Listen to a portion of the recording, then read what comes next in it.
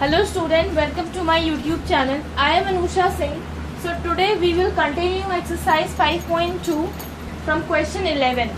So question 11 कह रहा है हमारा which term of the AP हम लोग को एक दी हुई है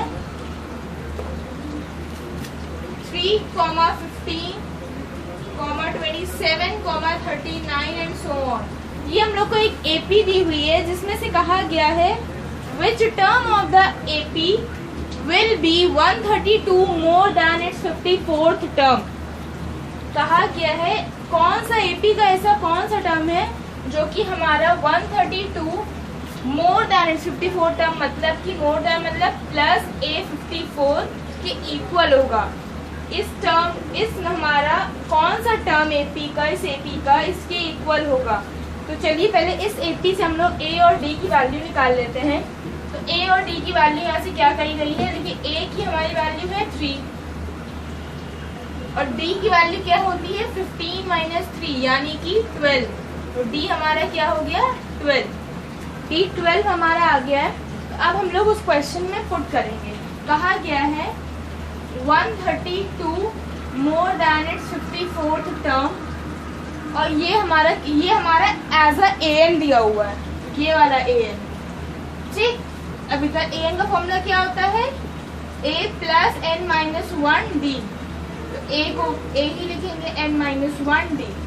अब वैल्यू पहले A54 को हम लोग खोल लेंगे. तो कैसे होता है, क्या होता है, इसी फॉर्मूले के थ्रू खोलेंगे तो आ जाएगा A plus 53D is equal to A plus n minus 1D. अब देखिए A की वैल्यू क्या दी हुई है 3 और D की वैल्यू क्या दी हुई है हमारी 12. तो A इधर भी 3 रहेगा और इधर n की वैल्यू हम लोग को पता करनी है 132. अब देखिए 3 प्लस का इधर है कैंसिल दोनों. 53 प्लस ये 53 इंटू 12 कितना हो गया हमारा 636 और इधर n माइनस 1 इंटू 12 ऐसे ही है. अब इसको कैलकुलेट कर लेते हैं 768. जो 12 है इसको लोग डिवाइड में ले आएंगे n माइनस 1 के इक्वल. ये हमारा हो जाएगा कैंसिल 64 टाइम. तो n हमारा आ गया 65. मतलब कहा गया है ये जो हमारा इक्वल होगा ये 65th टर्म हमारा होगा. AP का 65th टर्म होगा जो कि 132 प्लस A54 के इक्वल होगा. सो इसी के साथ हमारा क्वेश्चन खत्म होता है. अब हम लोग बढ़ते हैं नेक्स्ट क्वेश्चन की तरफ, क्वेश्चन नंबर 13. तो देखिए 13 क्वेश्चन में बात की गई है how many 3 digit numbers are divisible by 7. कहा गया है ऐसे कौन से कितने 3 डिजिट्स के नंबर जो है 3 डिजिट्स यानी कि इस तरह के जो कि हमारी 7 से डिविजिबल हो जाएगी. तो देखिए 3 डिजिट नंबर जो हमारी 7 से डिविजिबल होती है ये स्टार्टिंग है और लास्ट ये होगा. इसके बाद आपका कोई भी 3 डिजिट नंबर 7 से डिविजिबल नहीं होगा. इसके आगे के होंगे लेकिन 3 डिजिट नंबर ये लास्ट होता है. तो अब हम लोग ने ये इसलिए बताया है क्वेश्चन में कि हम लोग को उससे AP बनानी. तो देखिए यहाँ से हम लोग ने AP बना ली. तो A हमारा हो गया है 105 और D क्या हो गया हमारा 112 माइनस 105 यानी कि D क्या हो गया 7. हमारा D यहाँ से 7 आ गया, A और D आ गया. और देखिए जो लास्ट में नंबर दिया है ये आपका AN होता है जो कि 994 है. तो अब हम लोग को how many digits 2 digit number find कर 3 डिजिट नंबर फाइंड करेंगे. हाउ मेनी यानी कि n फाइंड करना है. तो अब AN वाला फॉर्मूला लगाएंगे A plus n minus 1D. AN क्या है 994 is equal to 105 plus n minus 1 D की जगह 7. तो 994 minus 105 is equal to n minus 17. तो हमारा ये कितना हो गया आंसर, कर लेते हैं हम लोग कैलकुलेट इसको. तो हमारा इसका आंसर आ गया है 889. अब 7 को इधर डिवाइड में भेजेंगे हम लोग. तो 7 1 जा 7 1 कैरी किया तो 7 2 जा 14 4 कैरी किया तो 7 7 जा 49. 127 प्लस 1 इक्वल्स टू 128. तो n की वैल्यू आ गई हमारी 128 यानी कि 128 टोटल नंबर जो है वो हमारे 3 डिजिट में लिखे. बात हो रही है 3 डिजिट में 128 नंबर जो है वो 7 से डिविजिबल होंगे. सो यही क्वेश्चन है हमारा, n की वैल्यू आ गई है। इसी के साथ हमारा क्वेश्चन 13 खत्म होता है। अब हम लोग बढ़ते हैं क्वेश्चन नंबर 15 की तरफ। सो क्वेश्चन 15 कह रहा है for what value of n are the nth terms of 2 APs, 2 AP दी हुई है, आर इक्वल। कहा गया है n की वैल्यू क्या होगी जब 2 APs के जो nth टर्म है, यानी कि इन दोनों APs के nth टर्म मतलब an इक्वल होंगे। इक्वल करने का मेरा सेंस है कि दोनों APs के an इक्वल, यानी कि an is equal to an। एक an इसका है, एक an इसका है, तो हम लोग फॉर्मूला रख लेते हैं a plus n minus 1d is equal to a plus n minus 1d। जो a और d की वैल्यूज है हम लोग इस AP से निकालेंगे, और जो ये वाले a और d की वैल्यूज है हम लोग इस AP से निकालेंगे, क्योंकि कहा गया है इन दोनों के हमारे nth टर्म इक्वल है। इससे हम लोग n की वैल्यू फाइंड करेंगे। तो चलिए करते हैं। a क्या है हमारा 63, 63 प्लस n माइनस 1। d क्या है 65 माइनस 63 यानी कि 2। इधर का a क्या है 3 प्लस n माइनस 1। अब d क्या है इधर का 10 माइनस 3 यानी कि 7। तो 63, 3 को हम इधर ला रहे हैं माइनस में, और ये वाले टर्म को उधर लेके जा रहे हैं। तो देखिए 7n minus 1 minus 2n minus 1, 63 minus 3 60। अब 7 को अंदर मल्टीप्लाई करा रहे हैं और 2 को अंदर मल्टीप्लाई करा रहे हैं, तो 7n minus 7 minus 2n minus minus plus 2, क्योंकि बाहर माइनस साइन है। देखिए 7n माइनस 2n यानी कि 5 है, माइनस 7 प्लस 2 यानी कि माइनस 5। तो अगर इसमें से हम 5 कॉमन ले लें, या फिर अगर आप कॉमन ना लें तो 5 को आप इधर प्लस में ले आइए। 60 प्लस 5 65, तो 5n इज इक्वल टू 65। तो n is equal to 65 upon 5, यानी कि 5 1 ज़ा 5, 1 कैरी गया, 5 3 ज़ा 15।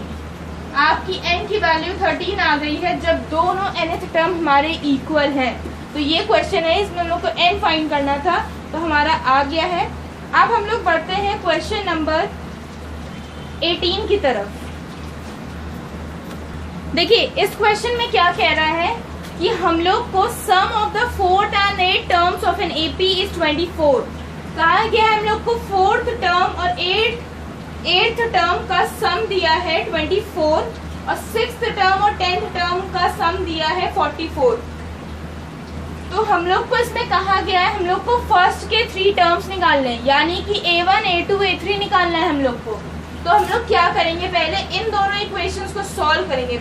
फर्स्ट ऑफ ऑल इनके हम लोग फॉर्मूले को खोलेंगे, ओपन करेंगे, इसके अंदर सारी वैल्यूज डालेंगे, फिर उसके बाद हम लोग इन दोनों को एलिमिनेट करेंगे, फिर उसके बाद हम लोग एक वैल्यू एलिमिनेट करके दूसरी वैल्यू निकालेंगे उससे। तो चलिए करते हैं। पहले हम लोग इसको ओपन करते हैं। A4 यानी कि फॉर्मूले में आप लोग रख लीजिए a plus 4 minus 1 into D, मतलब कि a प्लस 3d। इसी तरह 8 वाला a plus 8d, sorry 7d is equal to 24। a plus a 2a plus 10d is equal to 24। अब देखिए यहाँ से हम लोग 2 कैरी ले 2 कॉमन ले सकते हैं। a plus 5d is equal to 24, तो a plus 5d is equal to 12 हो गया। ये फर्स्ट इक्वेशन आ गई हमारी। अब हम लोग सेकेंड इक्वेशन की तरफ बढ़ते हैं। a plus 5d plus a plus 9d is equal to 44, तो ये 2a हो गया और ये हमारा हो गया 14d इज इक्वल टू 44। अब यहाँ से भी 2 कॉमन लेंगे तो आएगा a plus 7d is equal to 44, यानी कि a plus 7d is equal to 22। ये हमारी आ गई सेकेंड इक्वेशन। तो देखिए अब हम लोग क्या करेंगे, इन दोनों इक्वेशन को एलिमिनेट करेंगे। तो a plus 5d is equal to 12, a plus 7d is equal to 22।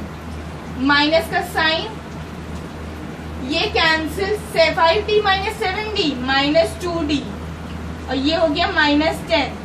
तो माइनस माइनस कैंसिल, d क्या आ गया हमारे यहाँ से 5। यहाँ से हमारी d की वैल्यू 5 आ चुकी है। हम लोग d की वैल्यू किसी भी इक्वेशन में पुट कर देंगे तो हमारी a की वैल्यू आती है। चलिए फर्स्ट इक्वेशन में पुट करते हैं। तो अब a + 5d, a + 5 × 5 = 12। तो देखिए a = 12 - 25, तो 12 - 25 यानी -13। आपका a -13 आ गया और आप लोग a2 कैसे निकालते हैं? -13 + d। देखिए इस फॉर्म में होता है a, a + d, a + 2d। आपको 3 टर्म्स निकालने हैं तो उनका ये है।